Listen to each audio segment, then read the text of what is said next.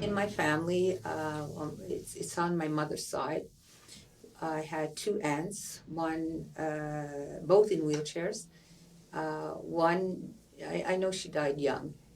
I remember her husband used to just pick her up, put her over his shoulder, and bring her to the car and all that. And my other aunt, I remember her walking with difficulty, and then she had a cane, and then she had a wheelchair. And I have a brother uh, who was the most severe for him. He was in a wheelchair early. He couldn't walk, and I also have a sister. She's also in a wheelchair. So all the aunts I remember, they were in wheelchairs, and in my family.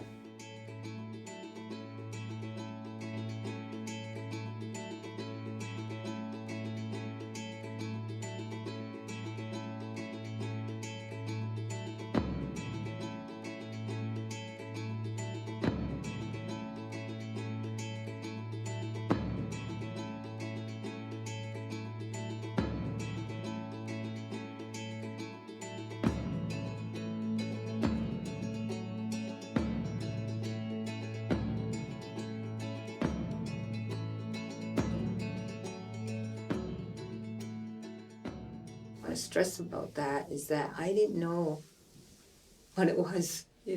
We just accepted that that's how the family was, and you just kind of helped your aunts or helped your brother. And I mean, there's some funny stories about how you try and help each other, because it is difficult at times, especially if you're in a wheelchair, to maneuver people or help them. And there's funny stories, but I won't tell you the funny stories. My sister won't appreciate it. But I guess we never really knew, and we were just, like from my parents, we were just, we were like ordinary. And so they never treated us as special, or no, you can't do that.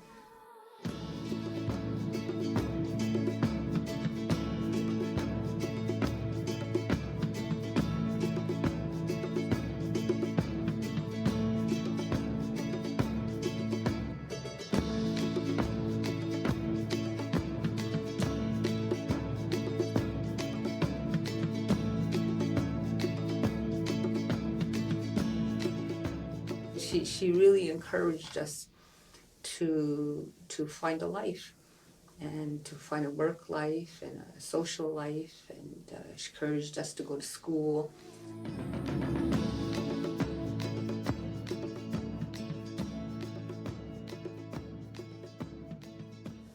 Social workers, and she's the one who just retired recently.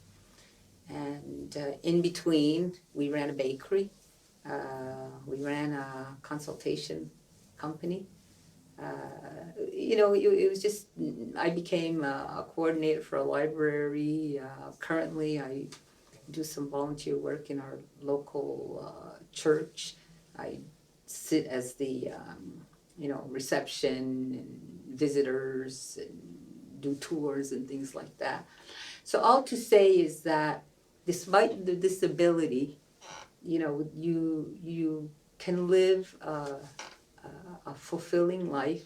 It's just that you do it in a different way. You find different paths to that life of what you want to do.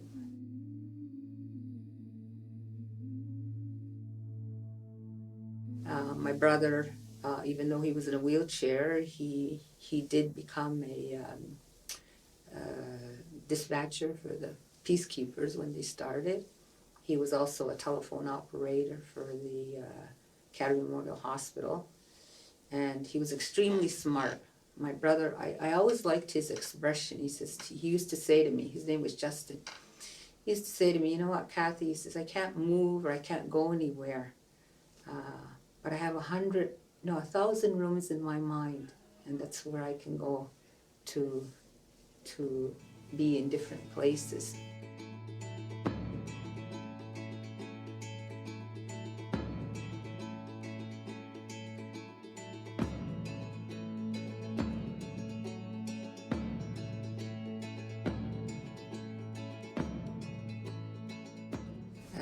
How are we gonna get in? Is it level to go onto the sidewalk? The door have a button to get in. When we go in, say we're going to a restaurant, how are the tables set up?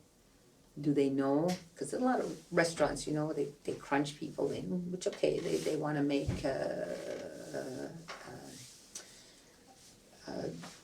more economically for them. It's better if they have more spaces. And what are the chairs like?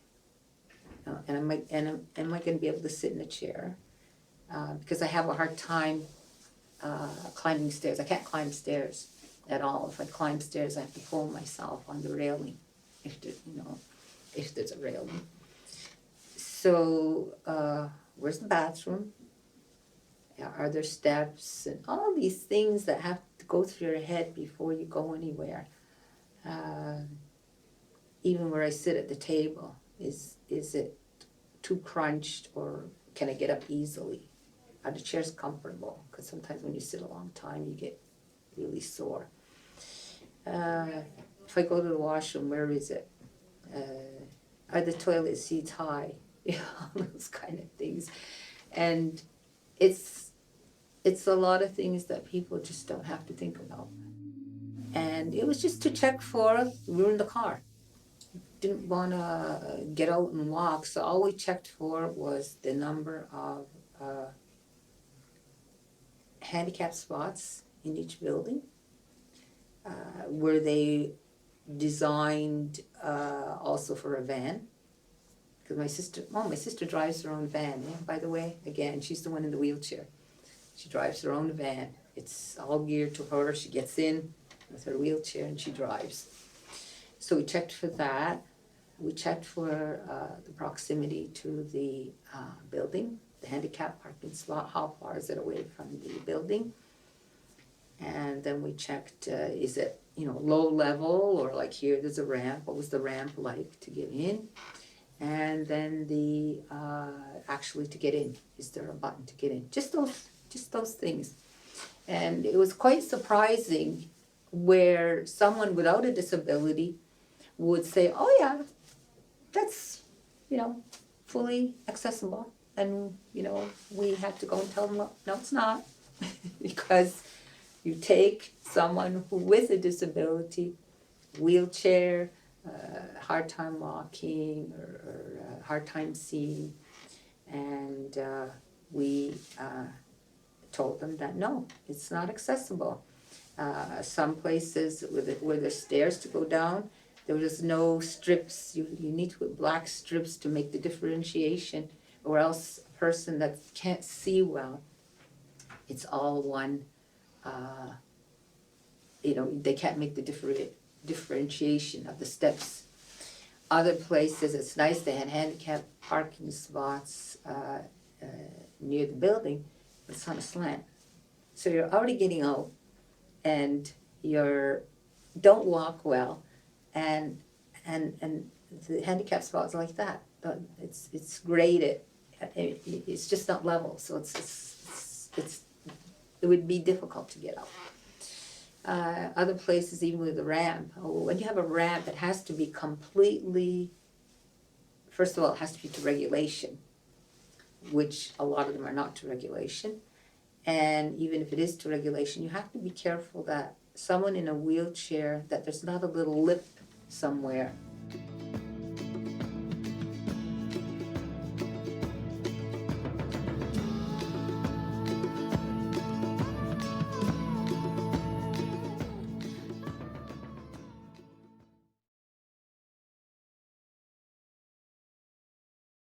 With a disability should not be afraid to tell them, you don't have a handicap parking spot here, or first of all, to the service workers, to tell them. I mean, I've gone in and I said, oh, that rug you have here, it's slippery, I mean, they may not do anything about it, but if I keep saying it and keep saying it, I've gone to other places and I says, you don't have a handicap spot here. It's hard, I said, I had parked way over there, to come here, Oh yeah, it's true, So they'll say that in any situation you find yourself in where you need to speak, say it, The other thing I would suggest is just again, I think like we were talking before, is to let people know you need help. Like I said today, I asked Roseanne to come and help me. But I've gone to maybe some of our local stores and it depends. Sometimes I can go by myself. Usually my sister comes with me. But there just happened to be a day, like she wasn't able to come with me, so I went by myself and I got my groceries. I was at a grocery store and I said, how am I going to get out, Because the groceries, first of all, it's heavy. I didn't think I was going to buy as much as I did, but I did. So I says, okay. So I tell them, I says, I'm taking the cart with me to bring this to my car. And they say, okay, no problems. And that's good that way, because they let you take the cart out. And I brought it to my car.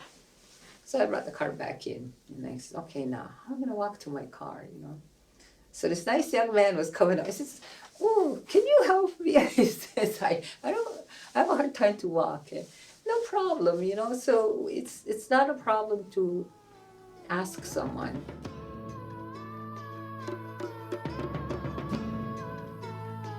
Don't be afraid even to ask for help, but at the same time tell them what you need,